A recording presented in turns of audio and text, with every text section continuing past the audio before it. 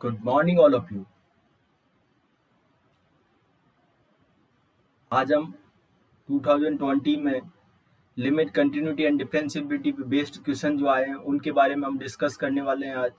ठीक है, तो हम देखते हैं क्या क्या क्वेश्चन आए।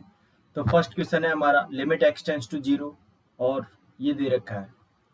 तो बेसिकली सबसे फर्स्ट ऑफ ऑल हमें क्या करना होता है कि जो भी लिमिट का क्वेश्चन आए आपको क्या करना होता है, इसका फॉर्म फाइंड करना है। ठीक है, हमें फॉर्म फाइंड हो जाएगा तो फॉर्म के अकॉर्डिंग हम उस क्वेश्चन को सॉल्व कर सकते हैं। तो मैंने यहाँ पे चेक किया, जब X equal to zero put करूंगा मैं यहाँ से, तो ये बनेगा 0+2/0+2 पावर 1/0, दैट इज 1 की पावर इनफाइनाइट। तो जो गिवन नंबर है हमारा वो किस फॉर्म का है, 1 की पावर इनफाइनाइट फॉर्म का। ठीक है, तो 1 की पावर इनफाइनाइट फॉर्म के लिए हम पर्टिकुलर एक पैटर्न यूज करते हैं, वो हम पैटर्न देख लेते हैं। तो क्या होता है इसमें, मैं फॉर्मूला लिखा रहा हूं, जैसे कि आपको लिखा है x tends to a, fx की पावर gx, और ये आपका 1 की पावर इनफाइनाइट फॉर्म बना।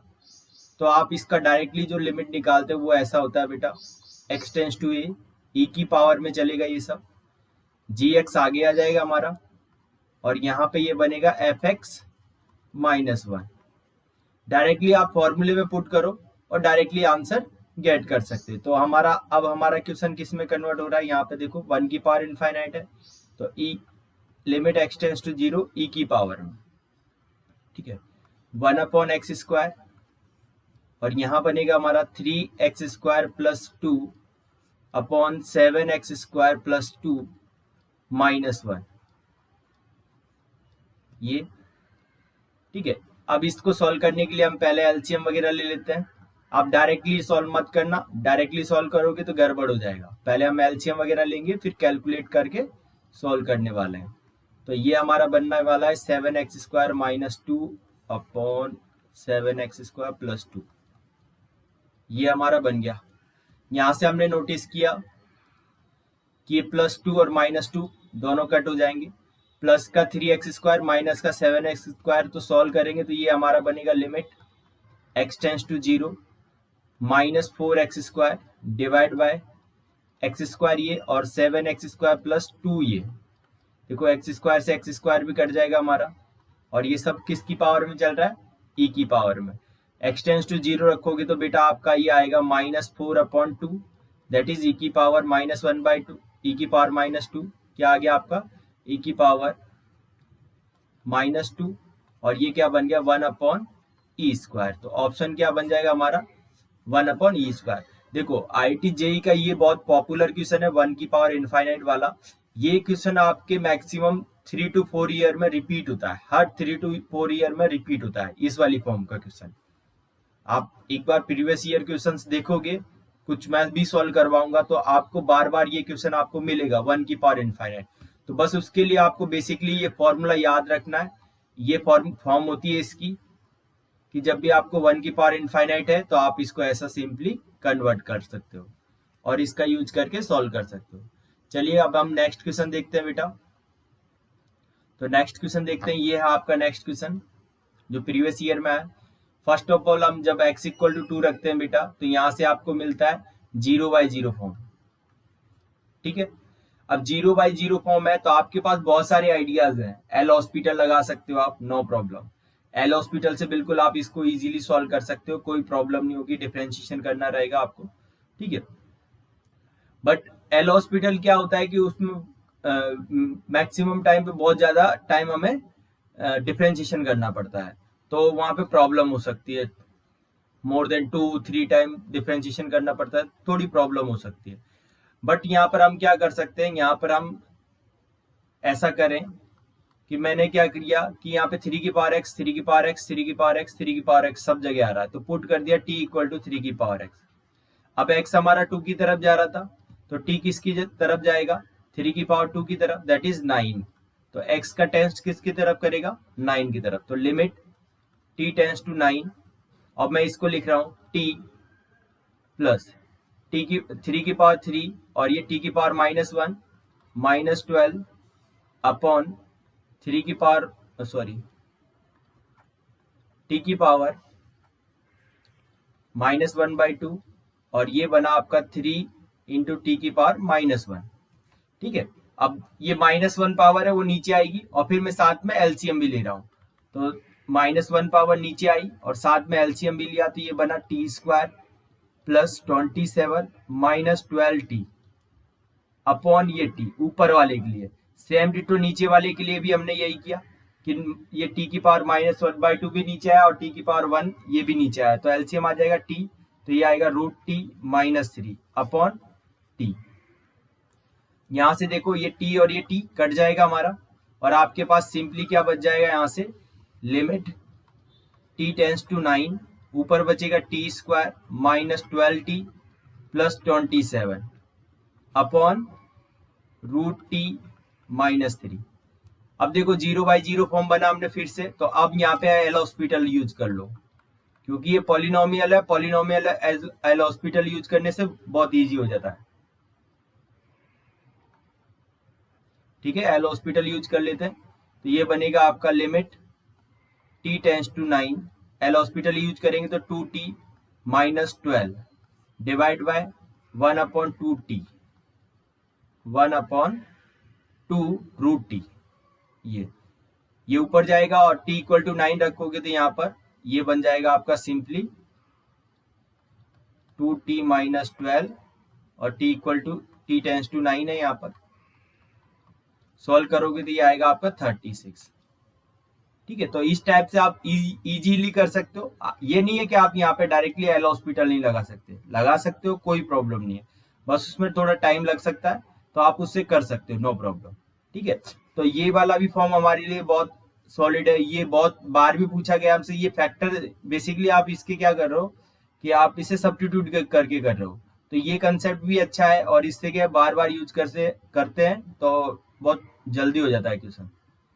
देखो बेटा ये दे रखा है, बहुत वेरी वेरी इंपॉर्टेंट टाइप का क्वेश्चन है ये, very very important, most important. Basically बेटा ये क्या है कि देखो यहाँ से ये मिक्स किया हुआ है, यहाँ पर क्या किया गया है, मिक्स, मतलब लिमिट को इंटीग्रेशन के साथ मिक्स कर दिया। ठीक है, तो आजकल जो हमारे पेपर्स हो रहे हैं उसमें क्योंकि क्वेश्चन आते हैं 25, टॉपिक है हमारे 33, तो कुछ टॉपिक्स को मिक्स करते हैं, तो इस वजह से यहाँ पे इस टाइप के क्वेश्चन ज्यादा क्रिएट होते हैं। तो उसी में से ये हमारे लिए बहुत पॉपुलर क्वेश्चन हो गया और इसी टाइप के बहुत ज्यादा क्वेश्चंस भी आते हैं। मतलब मैं आपको काउंट करवा सकता हूँ, 2012 से लेकर अभी तक 7 से 8 क्वेश्चन आ चुके हैं। मतलब देखा जाए तो पर ईयर बेसिकली 1 क्वेश्चन तो इसका आ ही रहा है, ये वाला फॉर्म का, जिसमें लिमिट और इंटीग्रेशन होता है। तो लिमिट और इंटीग्रेशन होने के लिए आपको सबसे पहले ऐसा करना पड़ेगा। देखो सबसे पहले देखो ये t के रेस्पेक्ट में डिफरेंशिएशन इंटीग्रेशन कर रहे हैं, तो आपका ये तो x तो कांस्टेंट हो गया ये वाला, तो मैंने इसे इंटीग्रेशन से बाहर निकाल लिया, ये इंटीग्रेशन से मैंने बाहर निकाल लिया। ठीक है, इंटीग्रेशन से बाहर आ गए। अब यहाँ पर आप जैसे x इक्वल टू 0 पुट करोगे तो ये 0 से 0, मतलब ऊपर का integration same to same limit बनेगा तो 0, नीचे भी 0, 0/0 बन गया ये। अब ये 0/0 बन गया बेटा, तो अब आपके यहाँ से कंसेप्ट आता है कि एल हॉस्पिटल लगाना पड़ेगा।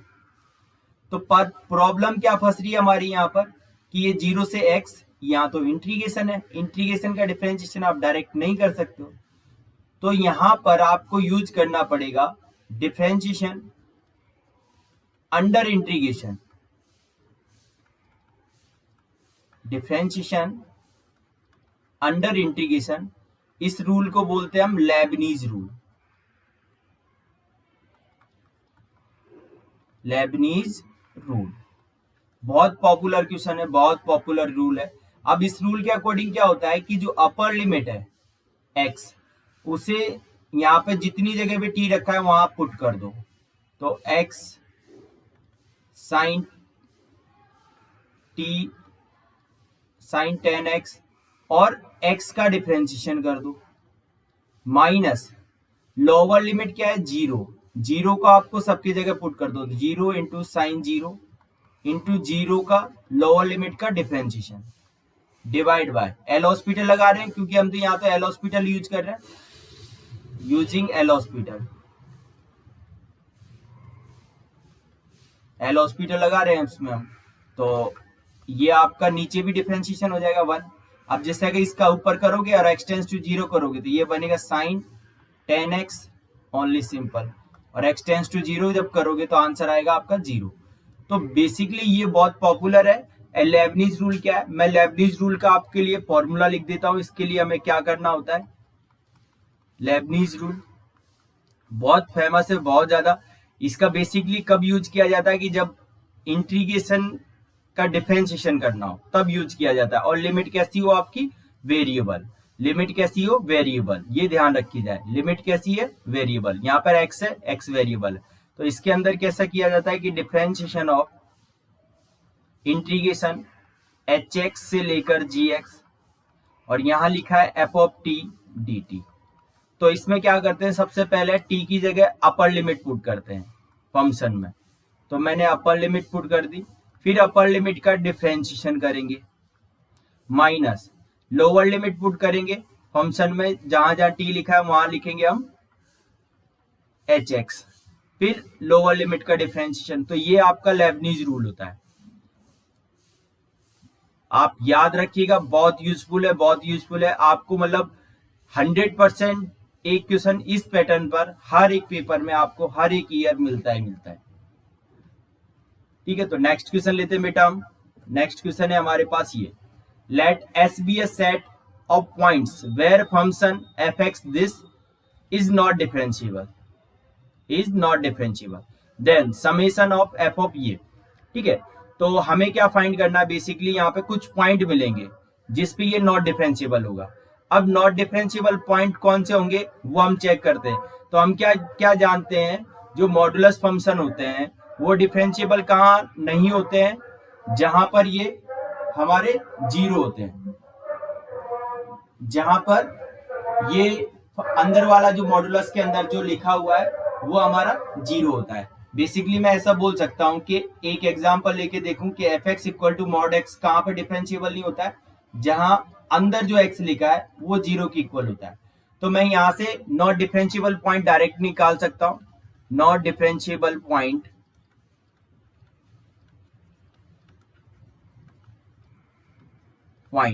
जहां पर ये अंदर वाला जीरो होगा वो प्रॉब्लम होगी। तो इसके लिए हम देखो, मॉडुलस ये अंदर वाला लिखा है मॉडुलस एक्स माइनस थ्री, तो एक तो ये हो गया एक्स माइनस थ्री, तो यहाँ पे X minus three equal to zero बनेगा, तो एक्स इक्वल टू थ्री आ गया। एक पॉइंट तो ये आ गया बेटा। दूसरा पॉइंट हम क्या करना पड़ेगा, क्योंकि बाहर भी एक मॉडुलस है, तो उसके लिए ये इक्वल होना चाहिए जीरो के। बेसिकली क्या बनेगा, ये इक्वल होना चाहिए टू के, और यहां से ये इक्वल होना चाहिए प्लस माइनस टू के। तो हम क्या बोलेंगे, एक्स इक्वल टू यहां से हमारा क्या आएगा, एक आएगा 5 और एक आएगा 1। तो बेसिकली आपको नॉट डिफरेंशिएबल पॉइंट कौन कौन से मिले, नॉट डिफरेंशिएबल पॉइंट जहां पर ये नॉट डिफरेंशिएबल होगा वो होगा एक्स इक्वल टू 1, 3 एंड 5। ठीक है, ये कंसेप्ट याद रखना कि मॉडुलस के अंदर जो भी फंक्शन लिखा है वो डिफरेंशिएबल वहां पर नहीं होता है जहां पर वो जीरो होता है, जहां पर ये जीरो होता है, जो अंदर फंक्शन लिखा है वो जीरो होगा। तो हमें 3 पॉइंट मिल गए। तो जो सेट ऑफ एस है, एस कैसा बन गया, उसमें 3 पॉइंट है, 1, 3, 5। अब आपसे क्या बोला गया है, ये जो समेशन उसको हम डिस्कस करते हैं। तो आपसे बोला गया कि summation x belong to S F of X, ये बोला गया बेटा। चलो निकालते हैं। तो x की s में 3 वैल्यू है, 1, 3, 5। तो सबसे पहली मेरी वैल्यू हो जाएगी 1 रखूंगा तो ये बनेगा। इनका सम करने को बोला है तो 3 रखूंगा तो ये बनेगा बेटा, और इनका सम करने को बोला है तो ये मेरा बनेगा 5। ये एफ ऑफ 1 की वैल्यू निकालो, यहां से एफ ऑफ 1 की वैल्यू आएगी आपके पास 0 बेटा, एफ ऑफ 3 की वैल्यू भी आएगी आपके पास 0।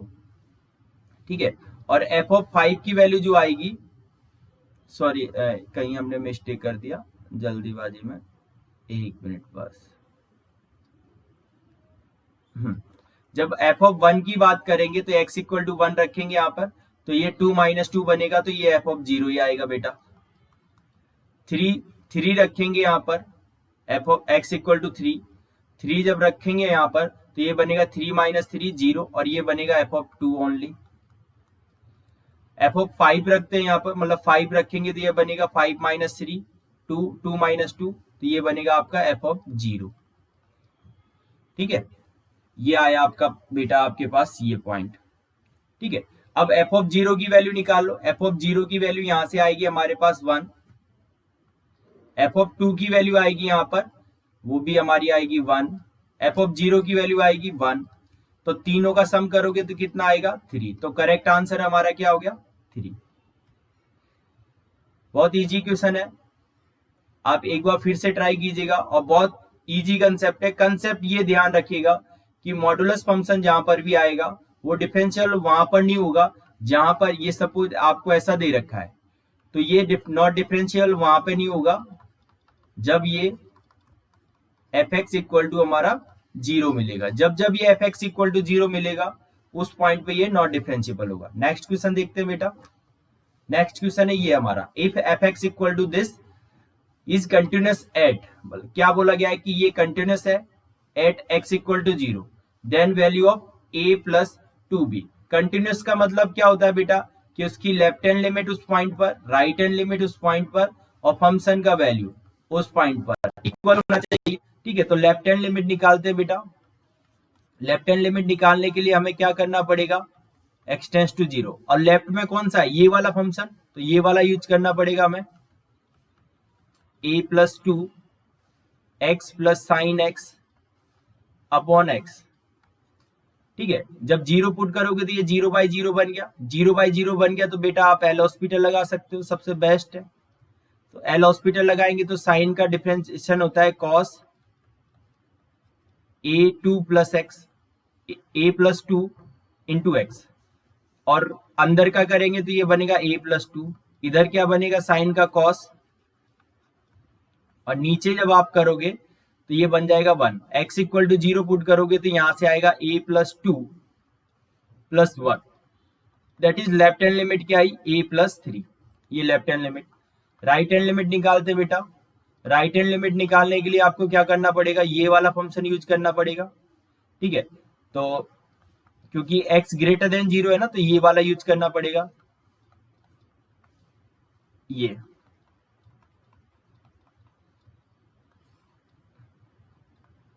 अब देखो इसको सॉल्व करने के लिए देखो फिर से 0/0 फॉर्म है, तो हम क्या करते हैं, देखो 1/3 पावर है तो रेशनलाइजेशन तो नहीं कर सकते, तो हम क्या आइडिया लगा रहे हैं यहाँ पर बेटा, यहाँ पे हमने आइडिया लगाया कि आप क्या करो, यहाँ से x कॉमन ले लो, इस वाले फैक्टर से x कॉमन लोगे तो x की पावर 1/3 बाहर आएगा, और x की पावर 1/3 इसमें भी है और x की पावर 1/3 है, तो यहां से मैंने x की पावर 1/3 कॉमन ले लिया दोनों से।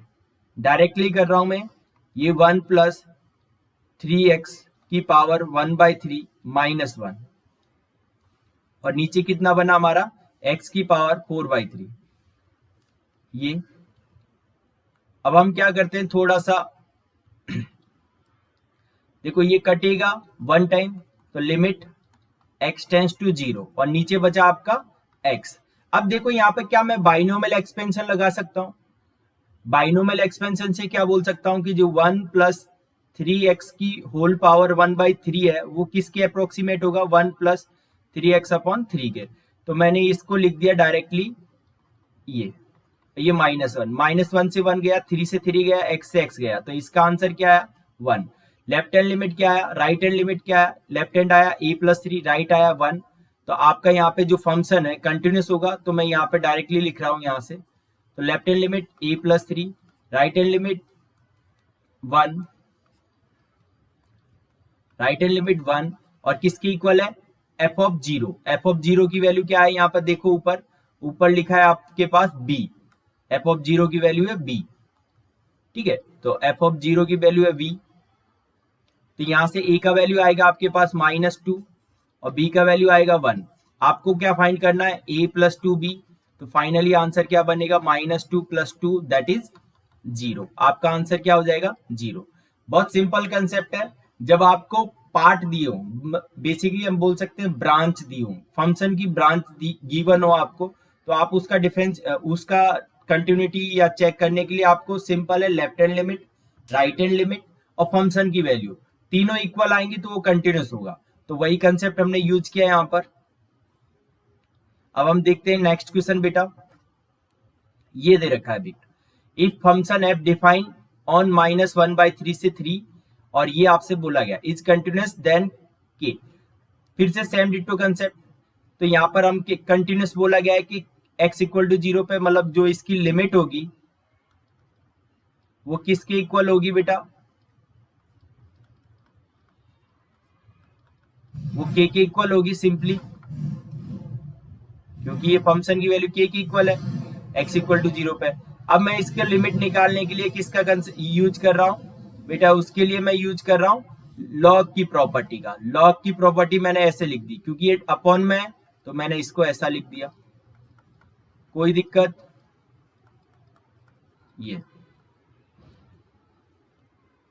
ये मैंने x आप बाहर लिख लिया। अब मैंने क्या किया, ये x को दोनों तरफ कर दिया शिफ्ट, तो ये आपका बेटा ये बन गया log base E 1 + 3x upon x, ये बन गया लॉग बेस ई।